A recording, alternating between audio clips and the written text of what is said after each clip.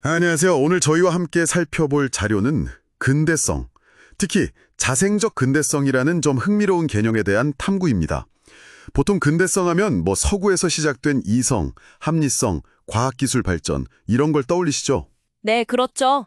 인류 문명의 어떤 큰 진보처럼 중세의 어둠에서 벗어나게 해준 그런 상징으로 많이들 생각하죠. 그런데 보내주신 자료들을 보니까요. 이 근대성이 우리에게 전례 없는 풍요, 또 수명 연장 이런 걸 가져다 준 건 맞는데 동시에 아주 심각한 위기도 만들었다 이런 지적을 하더라고요.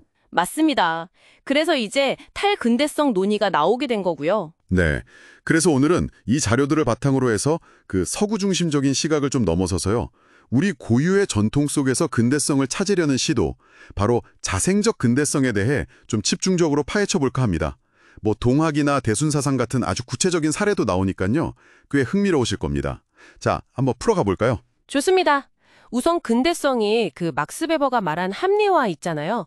그걸 통해서 과학기술, 합리적 자본주의, 법치국가 이런 걸 발전시키면서 인류를 물질적 공포, 예를 들면 굶주림 같은 거에서 해방시킨 긍정적인 면이 분명히 있죠. 네, 그건 정말 큰 변화였죠. 하지만 그 이면에는 데카르트적인 어떤 이성 중심주의가 뭐랄까 타자를 배제하고 또 너무 물질주의로 흐르는 그런 문제점도 안고 있었어요. 자료들은 바로 이 지점에서 근대성에 대한 비판, 그러니까 포스트 모더니즘적인 성찰이 필요하다 이렇게 말하는 겁니다. 합리성이 오히려 새로운 문제를 낳았다. 이런 이야기군요. 네, 그렇죠. 그 비판 때문에 이제 서구 모델만이 유일한 근대성의 길이 아니다. 이런 인식이 생겨난 거고요. 그래서 자료에 나오는 다중근대성이라든지 대안적 근대성 같은 말들이 등장한 거군요. 그렇습니다. 특히 자료에서 제시하는 통섭 모델이 좀 재미있는데요. 근대를 세속적인 것, 즉 속이 신성한 것, 서을 통섭하는 단계로 봐요. 통섭이라는 게 뭐냐면 통제는 하지만 포함은 하는 그런 관계라는 거죠. 통섭2라고 부르던데요. 그러니까 세속이 주도하지만 성스러움의 가치를 완전히 없애는 건 아니다. 네, 그런 셈이죠. 종교 사회학적으로 보면 근대화 이후에도 여전히 성의 중요성은 남아있다. 이런 해석이 가능해요.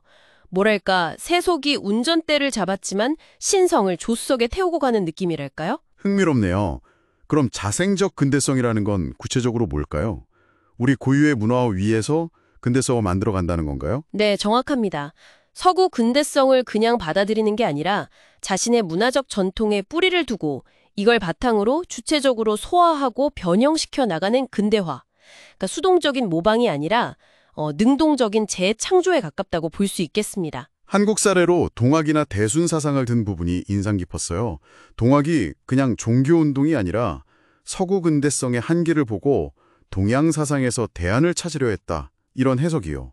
심지어 이게 임진왜란 이후 조선사회 변화, 그 온나라 양반되기 사조의 어떤 결정판이다. 이렇게까지 보더라고요. 네, 맞습니다. 자료는 동학을 조선 후기 사회 변화의 맥락 속에서 이해하려고 하죠. 나아가서 대순사상 같은 경우는 서구 근대성이 가져올 어떤 위기, 이걸 이미 120년 전에 예견하고 해원 상생, 즉 원한을 풀고 서로 잘 살자는 동서양 융합의 길을 제시했다고 설명합니다. 해원상생, 갈등을 풀고 공존을 모색하는 거군요. 그렇죠.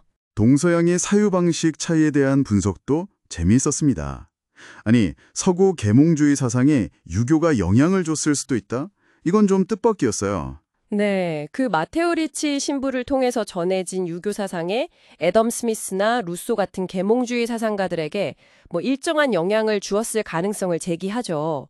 하지만 더 근본적인 차이로 서양의 분석적 사유와 동양의 상관적 사유를 딱 대비시키더라고요. 그 니스벳 인지심리학 실험 이야기 나오는 부분이죠. 서양 사람들은 개별 사물에 집중하고 동양 사람들은 배경이나 관계에 더 주목한다. 네, 바로 그겁니다. 서양은 개체를 딱딱 분리해서 분석하려는 경향이 강하고 동양은 전체적인 관계, 맥락 속에서 파악하려는 경향, 즉 상관적 사유가 강하다는 거죠. 만무이 서로 연결되어 있다는 생각으로 이어지고요. 그러고 보니 동학에서 종교를 학이라고 표현한 것도 좀 독특했어요. 배움이나 학문으로 본다는 거잖아요. 네, 그것도 동아시아의 어떤 전통을 반영하는 건데요. 단순히 믿음의 대상이 아니라 탐구하고 공부하는 대상으로 본다는 거죠. 서양 학문의 각자 위심, 그러니까 개인이 중심이 되는 방식과는 좀 다른 접근이라고 할 수 있습니다. 이 상관적 사유가 결국 공감 능력과 연결된다는 설명도 상당히 중요해 보였어요. 맞습니다.